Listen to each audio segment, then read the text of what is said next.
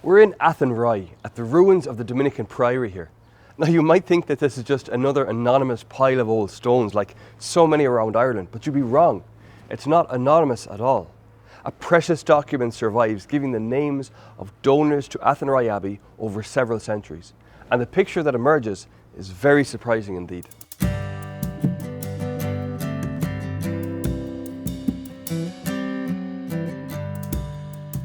People often ask me what the difference is between friars and monks.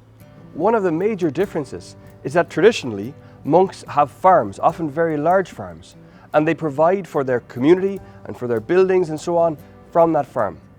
But friars are mendicant, we're beggars. We rely on donors to support our work of preaching. A community of friars can only do its work if it's supported by a network of lay benefactors, big and small, regular and casual. The friars who arrived here in Athenry in the 13th century were no different, and they showed their gratitude to benefactors by keeping a meticulous record of donations in a document known as the Athenry Register. Now, Athenry was an Anglo-Norman colony, so it's no surprise that a lot of the names on the list are those of Norman colonists, like the de Birminghams, Lords of Athenry, and the de Burgos. And many other names are very English-looking: William Wallace, Joanna Godson, and so on. Anyone from Galway would recognise a lot of the names on the list as belonging to the merchant families who dominated life there: Bodkin, Blake and Lynch. But what's really surprising is that a lot of Irish names turn up on the list too. The names of local Gaelic aristocrats who supported the friars in this colonial town from very early on.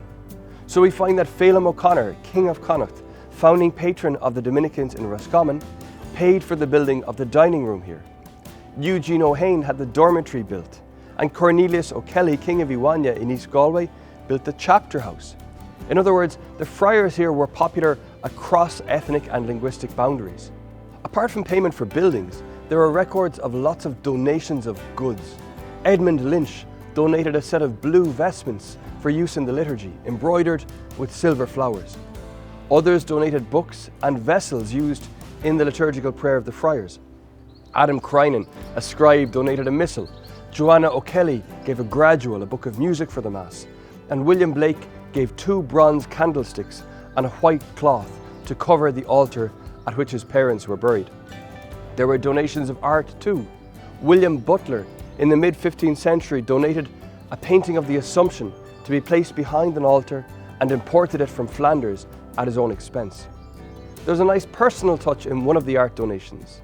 Thomas and Evelyn de Birmingham in the late 15th century paid for a large window here depicting St. Catherine of Alexandria and the Dominican St. Catherine of Siena, given in memory of an individual friar, the great reformer of Dominican life at that time, Maurice O'Machan. And there was one massive donation from a woman here called Joanna Uffler. She had the great east window here glazed, along with all the windows in the choir. She seems to have been an exceptionally wealthy woman, and she was exceptionally generous too. When her husband died in Bristol, a friar of this community went to Bristol to accompany his remains home to Athenry. In gratitude, Joanna put on a feast in her home, not just for the Dominican friars of Athenry, but for all the Dominican friars in Connacht, from Roscommon, Sligo, Strayed and so on, as well as friars of the other orders and any poor people who might be in need of a meal. And this feast didn't just last one day, but 15 days. This kind of hospitality was typical of the supporters of the friars in Athenry.